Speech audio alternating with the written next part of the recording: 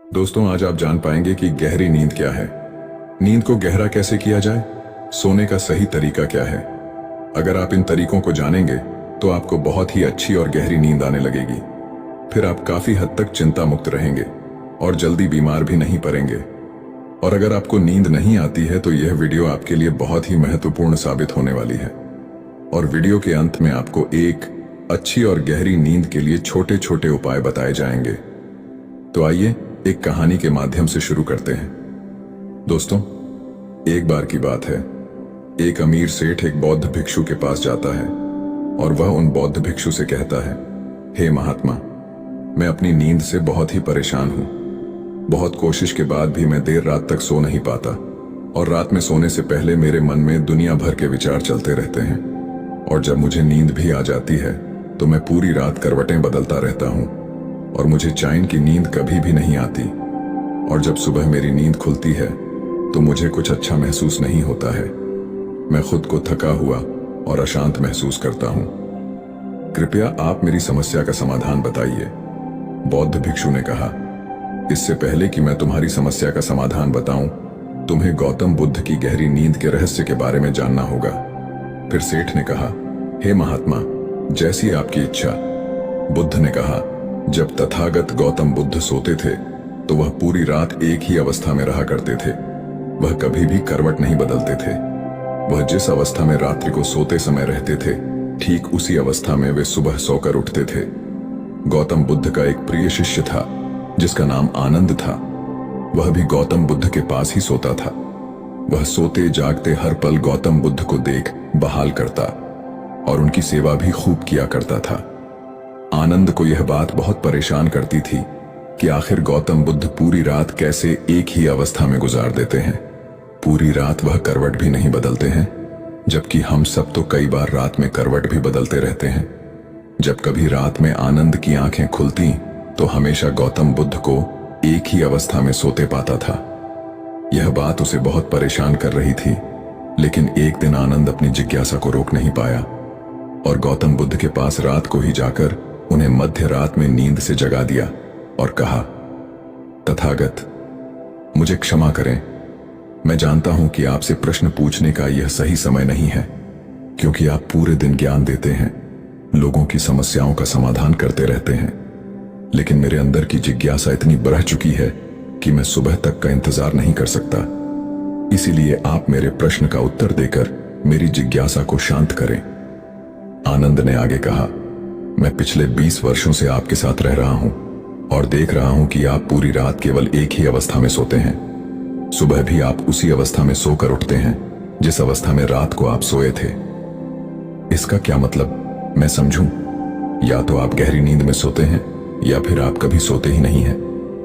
गौतम बुद्ध आनंद की तरफ देखकर मुस्कुराते हैं और कहते हैं, मैंने अपने लिए सोने की सबसे अच्छी अवस्था को खोज लिया है। अब सोते समय मुझे हिलने डुलने की आवश्यकता नहीं पड़ती है। मैं नींद की अवस्था में भी जागृत रहता हूं, जबकि मेरा शरीर सो जाता है।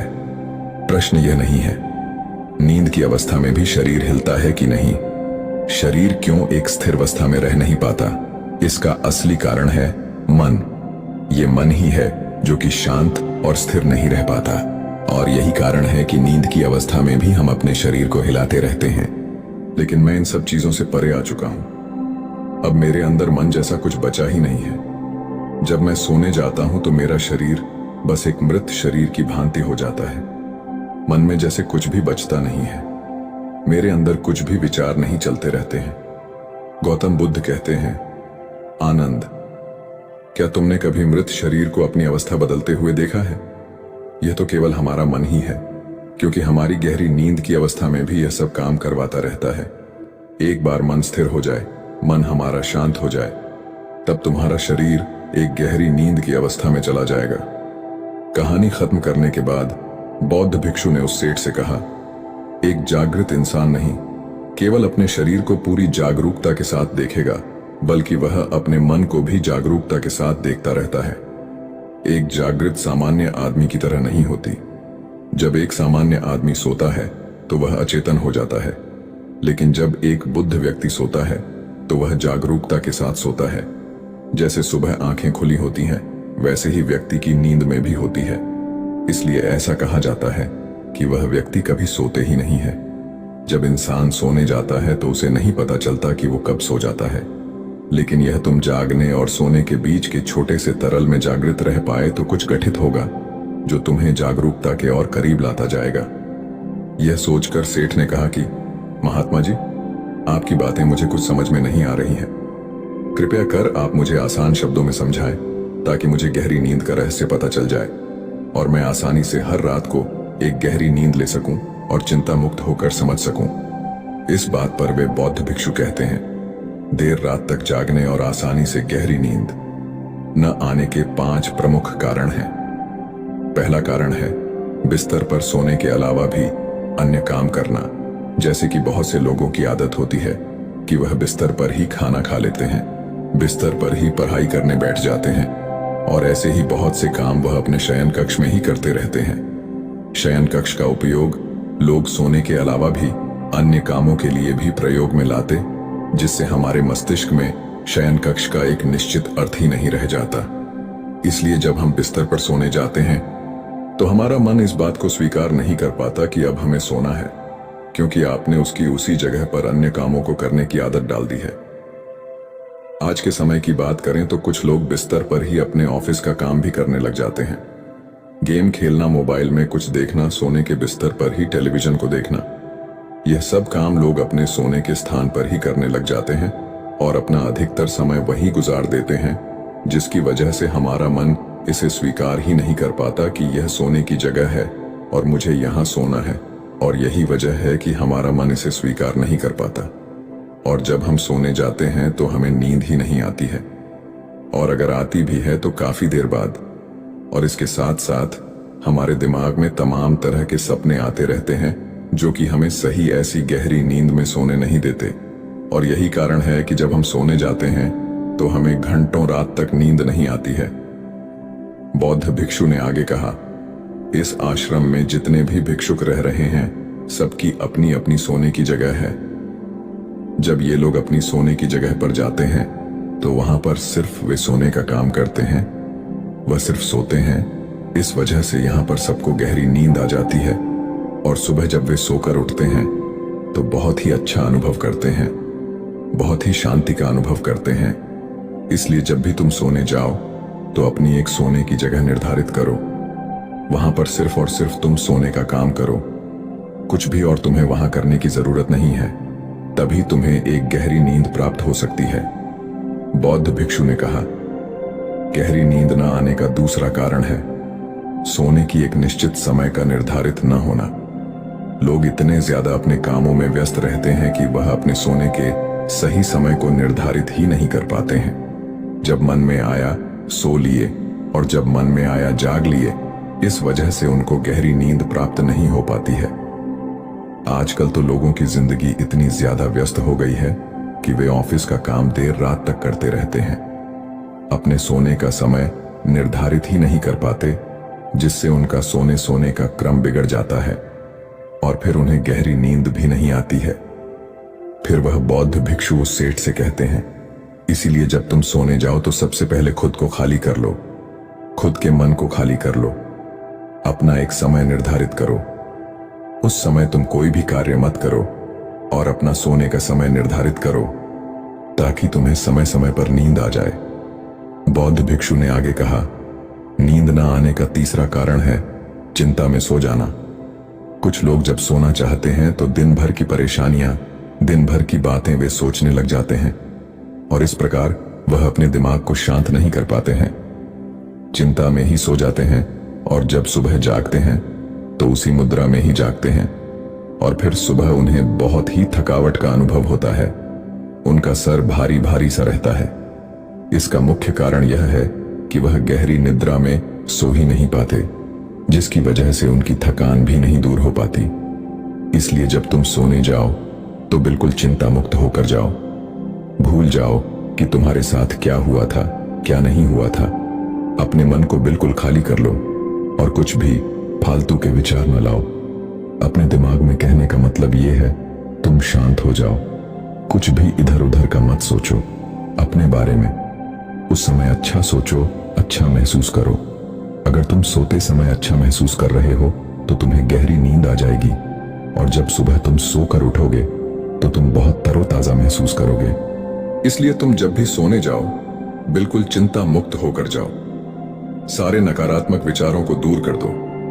तुम नकारात्मक बातों के बारे में सोचो ही न, सिर्फ अपने बारे में अच्छा सोचो, अपने परिवार के बारे में अच्छा सोचो। अगर तुम ऐसा कर पाते हो तो तुम्हें एक गहरी नींद आ जाएगी। बौद्ध भिक्षु उस सेठ से आगे कहते हैं कि गहरी नींद न आने का तीसरा कारण है भारी भोजन कर लेना। कुछ लोग रात को बहुत सारा खाना खा लेते हैं जिसकी वजह से उन्हें अच्छी नींद नहीं आती। लोग समझते हैं कि शाम को भारी खाना खाना चाहिए, पर बिल्कुल ऐसा नहीं है। शाम के खाने को तुम हल्का करो ताकि खाना पचने में कोई दिक्कत ना हो। बौद्ध भिक्षु ने आगे कहा, अगर तुम शाम को हल्का भोजन लेते हो तो उसका पाचन बहुत ही अच्छे तरीके से होगा और तुम्हें एक अच्छी नींद की प्राप्ति होगी। भारी खाना खाने से पाचन अच्छा नहीं हो पाता है, जिसकी वजह से तुम रात को करवट बदलते रहते हो। पेट में गैस बनती रहती है जो तुम्हें रात को सही से सोने नहीं देगी। इसीलिए जब भी तुम सोने जाओ रात के खाने को हल्का करो ताकि तुम्हें अच्छी नींद की प्राप्ति हो जाए। बौद्ध भिक्षु सेठ से कहते हैं कि नींद न आने का चौथा कारण है बहुत ज्यादा नकारात्मक बातें विचार करना। दोस्तों, जिंदगी मिली है तो दुखों का आना तो तय है। बौद्ध भिक्षु सेठ से कहते हैं, आज दुख तुम्हारी जिंदगी में है तो कल किसी और की जिंदगी में होगा। ये सुख और दुख तो जिंदगी में आते जाते रहते हैं, इससे तुम्हें लड़ना है और उसे हराना भी है। इसलिए दुख और सुख को तुम स्वीकार करो और नकारात्मक विचारों से दूर रहो। नकारात्मक विचारों के साथ साथ नकारात्मक लोगों से भी दूर रहो, क्योंकि नकारात्मक लोग तुम्हें कभी शांति से नहीं रहने देंगे। वह तुम्हें हमेशा परेशान करते रहेंगे। इसलिए ज्यादा बेहतर होगा कि तुम उन लोगों से दूर रहो। दिखावे के लिए खुद को मत बदलो। अक्सर लोग दिखावे के लिए ही पूरे दिन परेशान रहते हैं। दिखावे से कुछ नहीं होने वाला है, वह सिर्फ और सिर्फ आपको अशांति ही देगा। इसलिए जो है आपके पास उसी में खुश रहो और इस प्रकृति को धन्यवाद दो कि जो भी तुम्हारे पास है वह काफी है, और उसी में आनंद प्राप्त करने की कोशिश करो। वरना यह छोटी सी जिंदगी है, इन्हीं सब में कब बीत जाएगी ये तुम्हें पता भी नहीं चल पाएगा। सुख और शांति की खोज में भटकते भटकते तुम्हारा पूरा जीवन निकल जाएगा। इसलिए जो कुछ भी है तुम उसी में खुश रहने की कोशिश करो, उसी में आनंद प्राप्त करने की कोशिश करो। असली सुख और शांति मन को शांत करने में ही है। जितना भी आपके पास है उसी का आनंद उठाओ। तब तुम अपनी जिंदगी को बदलने का कोई रिमोट कंट्रोल नहीं होता। अगर आपको अपनी जिंदगी बदलनी है तो उठो, जागो। तो दोस्तों, प्रभावशाली होना, लोगों का चहेता होना किसको पसंद नहीं है। जब लोग हमें पसंद करते हैं तो इसके कई सारे फायदे भी हैं, जैसे कि आप कभी अकेले नहीं होंगे आपके किसी काम में हाथ बटाने के लिए, और आपसे प्यार करने वाले लोग आपके साथ होते हैं, या जैसे आपके लिए लोगों की रजामंदी पाना या उनका समर्थन पाना आसान हो जाता है आपके साथ कोई काम करने में। लेकिन प्रभावशाली होना कोई आसान चीज नहीं है। इसीलिए इस वीडियो में हम बात करेंगे उन 7 आदत के बारे में जिन्हें अपनाकर कोई भी साधारण से साधारण व्यक्ति भी एक प्रभावशाली व्यक्ति बन सकता है। और अगर आप इन आदतों को अपने जीवन में अपनाते हैं तो फिर आपको पता भी नहीं चलेगा और आपके आसपास के लोग आपसे प्रभावित होते रहेंगे। आप जहां भी जाएंगे लोग आपके तरफ खींचे चले आएंगे। तो चलिए आज की कहानी शुरू करते हैं। दूर किसी गांव में एक हरीश नाम का लड़का रहता था। वह इस बात से परेशान था कि वह प्रभावी इंसान नहीं है। वह बहुत कोशिश करने के बावजूद भी वह अपनी बातों, अपने काम और अपने स्वभाव से लोगों को प्रभावित नहीं कर पा रहा था। उसकी हार्दिक इच्छा थी कि वह एक ऐसा इंसान बने जिसकी सब बात माने, जिसके साथ सब काम करना चाहे और अपना समय बिताना चाहे। लेकिन उसके साथ सब कुछ उल्टा हो रहा था। ना तो कोई उसके साथ समय बिताना पसंद करता था और ना ही कोई उसकी बातों को गंभीरता से लेता था। कुल मिलाकर लोगों के बीच वह तो वह था, लेकिन हमेशा खुद को अकेला ही महसूस करता। उसके उपस्थित होने या ना होने से किसी को कुछ खास फर्क नहीं पड़ता था। इन सब घटनाओं की वजह से उसका आत्मविश्वास भी दिन प्रतिदिन कम होता जा रहा था। अपनी ऐसी हालत को देखकर वह बहुत ही उदास और परेशान रहने लगा। जिस शहर में हरीश रहता था, उसी नगर के बाहर एक बौद्ध भिक्षु भी रहते थे। वह बौद्ध भिक्षु अपने अति प्रभावशाली व्यक्तित्व के लिए प्रसिद्ध थे।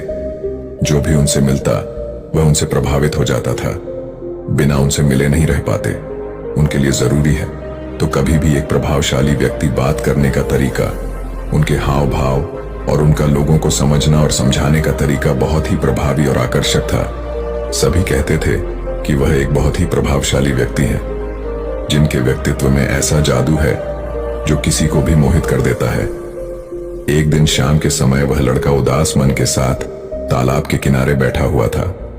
तभी उसका एक मित्र उसके पास आता है और कहता है, दोस्त, मुझे तुम्हारी समस्या का हल मिल गया।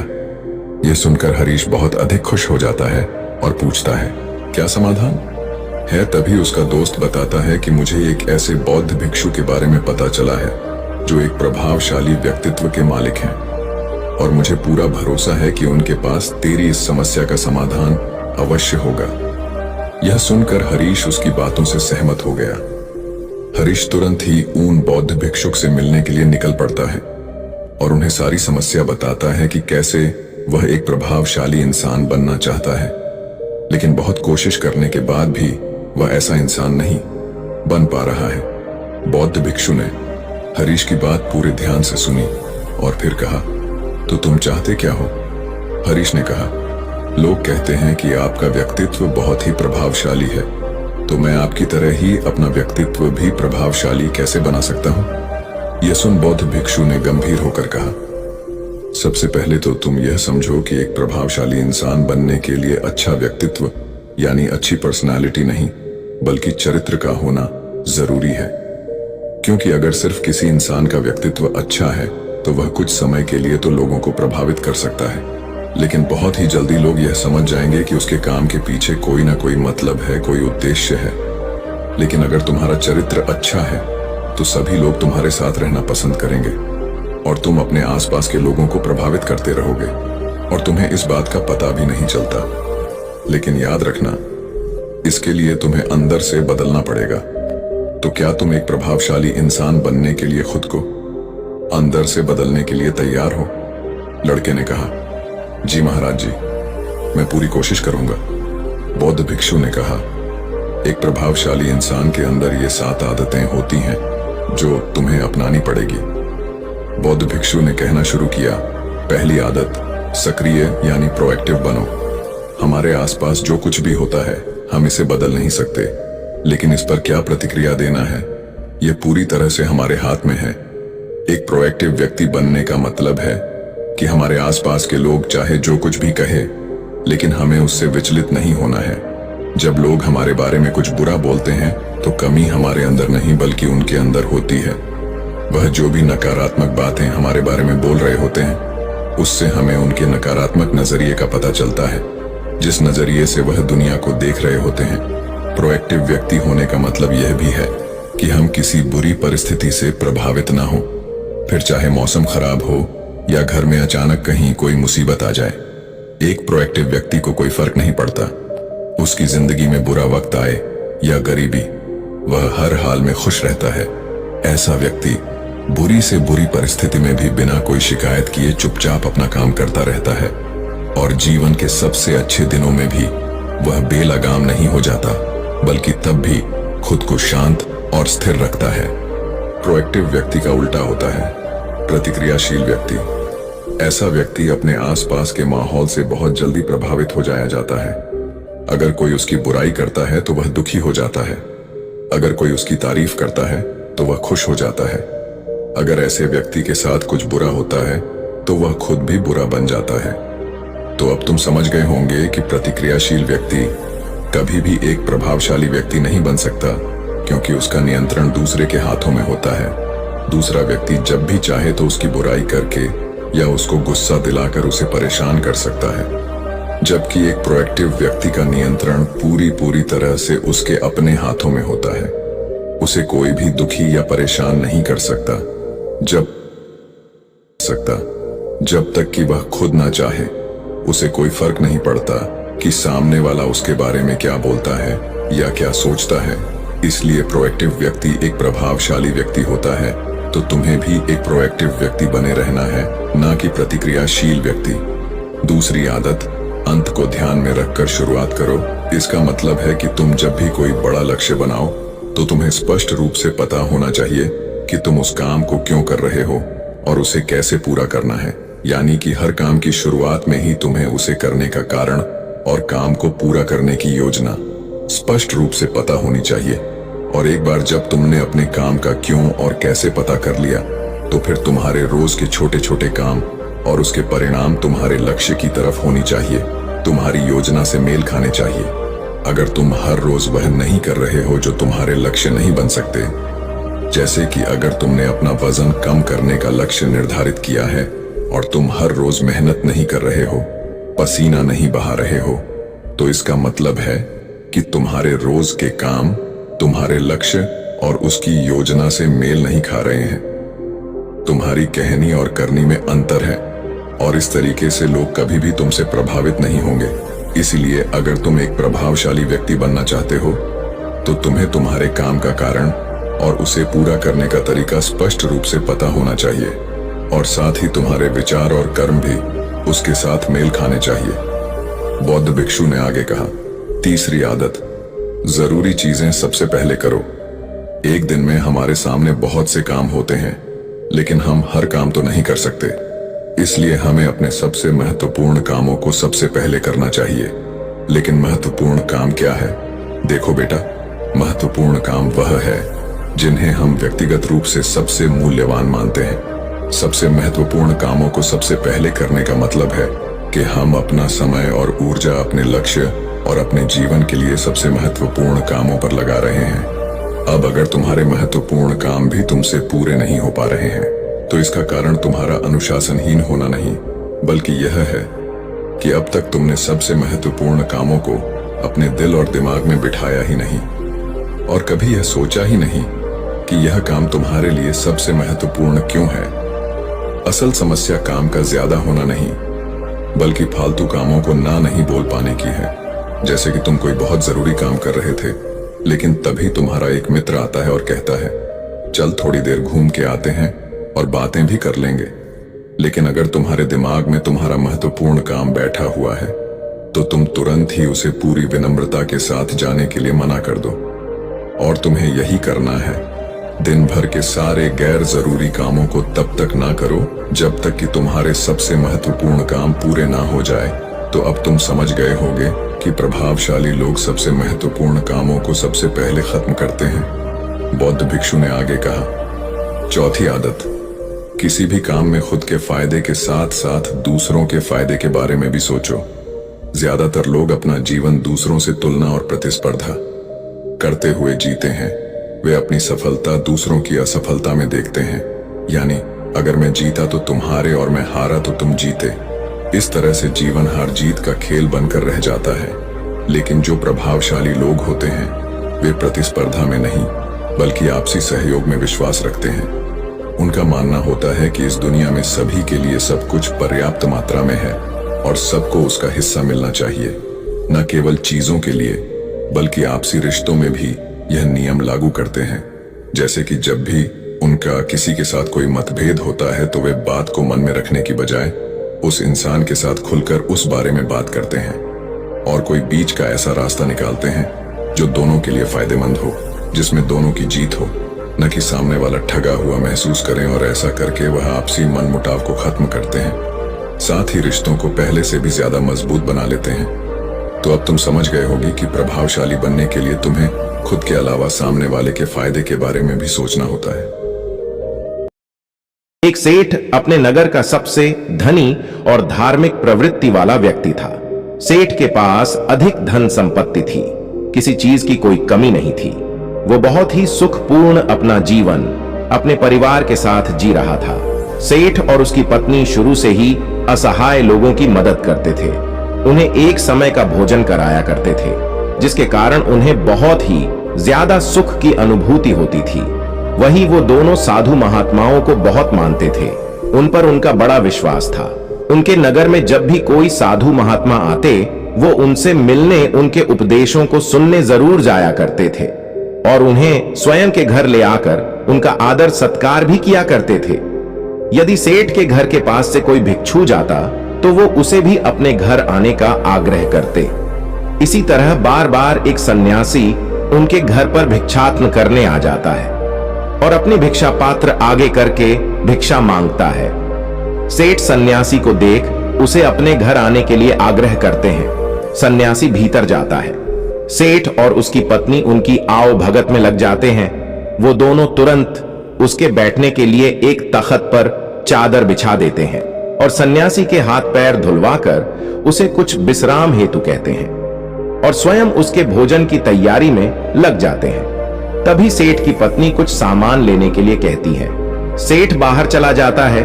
यहां उसकी पत्नी भोजन बनाने में लग जाती है। कुछ देर बाद जब सेठ की पत्नी आकर सन्यासी को भोजन परोसने लगती है, सन्यासी भोजन ग्रहण करने लगता है। सन्यासी सेठ के घर के शांत वातावरण और उसके घर का स्नेह देखकर उसकी पत्नी से बड़ी ही विनम्रता से पूछता है कि माता, आपके परिवार में कौन कौन है? ये सुन सेठ की पत्नी कहती है, मैं, मेरे पति और मेरे 3 बेटे। ये सुन सन्यासी आगे कहता है कि तुम्हारे पति क्या करते हैं, कितना कमा लेते हैं? ये सुन सेठ की पत्नी कहती है कि हमारे पास धन की कोई कमी नहीं, हमारे पास तो अपार धन संपत्ति है। ये सुन सन्यासी आगे कोई प्रश्न नहीं करता। तभी सेठ घर वापस आ जाता है। वो फिर पत्नी के साथ सन्यासी को भोजन परोसने लगता है। वो सन्यासी के लिए बाहर से कई तरह की मिठाई भी लेकर आता है। भोजन ग्रहण करने के बाद सन्यासी जाने के लिए तैयार हो जाता है। वो सेठ और उसकी पत्नी की स्वयं के इस आदर सत्कार के लिए आभार प्रकट करता है और जाने के लिए वो निकलते हैं। सेठ सन्यासी से कहता है कि वो उसे कुछ दूरी तक छोड़ देगा। दोनों मार्ग के लिए निकल जाते हैं। मार्ग में सेठ सन्यासी से बात करते हुए जा रहा था। तभी सन्यासी सेठ से कहता है कि आपका जो 3 पुत्र है, तीनों ही आपकी देखभाल अच्छे से करते होंगे।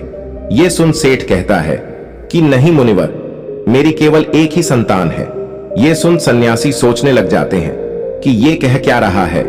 सेठ की पत्नी ने कुछ कहा था, सेठ कुछ और कह रहा है। फिर सन्यासी सेठ से कहता है कि आपके पास तो धन इतना है, आप इतने धनी हैं, सुख से होंगे। सन्यासी जानकर सेठ का उत्तर जानने के लिए ये बात करता है। तभी सेठ उत्तर देता है कि नहीं, मैं कोई धनी नहीं हूं, मैं तो केवल 20,000 रुपए का ही मालिक हूं। यह सुन सन्यासी को अब लगता है कि शायद सेठ या फिर उसकी पत्नी कोई एक तो उससे झूठ कह रहा है। फिर सन्यासी सेठ से पूछता है कि आपकी आयु क्या है? सेठ कहता है कि मैं 50 वर्ष का हूं। यह सुन सन्यासी को लगता है ये तो सेठ एक वृद्ध है, इसकी आयु तो 70 से कम नहीं लगता है। लेकिन ये हर बार गलत उत्तर क्यों दे रहे हैं, झूठ क्यों बोल रहे हैं? यही सोच सन्यासी अब सेठ से कहता है कि आप इतने धार्मिक होकर भी झूठ बोलते हैं, असत्य का सहारा लेते हैं। आपको देखकर ऐसा लगता तो नहीं? ये सुन सेठ हैरानी से कहता है कि क्षमा करें मुनिवर, लेकिन मैंने आपसे क्या झूठ बोला है? मैंने तो आपसे ऐसा कुछ भी नहीं कहा। यह सुन सन्यासी कहता है कि जो कुछ भी मैंने आपसे पूछा वही प्रश्न मैंने आपकी पत्नी से भी किए, लेकिन दोनों के उत्तर अलग है। यह सुन सेठ कहता है कि कैसा प्रश्न मुनिवर? तब सन्यासी कहता है मैंने आपकी पत्नी से पूछा था कि उनके घर में कौन कौन है, तो उन्होंने कहा कि आप दोनों के अलावा आपके 3 पुत्र हैं, लेकिन आप कहते हैं कि आपकी केवल एक ही संतान है। जब मैंने आपसे धन के बारे में पूछा कि कितना है, तो आपकी पत्नी ने बताया कि आपके पास बहुत धन है, आप इस नगर के सबसे धनी लोगों में से एक है, और आप कहते हैं कि आप बस 20,000 रुपए के ही मालिक है। अभी मैं जब आपकी आयु पूछी तो आप 50 वर्ष बता रहे हैं, जबकि देखने में आप 70 से अधिक के लगते हैं, यानी आपने झूठ कहा। ये सुन सेठ बड़े ही विनम्र स्वर में कहता है कि क्षमा करें मुनिवर, लेकिन झूठ बोलना पाप है। तो भला मैं आपसे झूठ क्यों बोलूंगा, और वो भी आप जैसे महात्मा से, जिन्हें मैं इतना मानता हूं। ना तो मैंने कोई आपसे झूठ कहा, ना मेरी पत्नी ने, हमने तो बस सत्य बताया है। ये सुन सन्यासी कहता है कि लेकिन आप दोनों के सत्य अलग अलग क्यों हैं? ये सुन सेठ कहता है कि ये सत्य है कि मेरे 3 पुत्र हैं, लेकिन जो मेरी आज्ञा का पालन करता है वो केवल मेरा एक ही पुत्र है। बाकी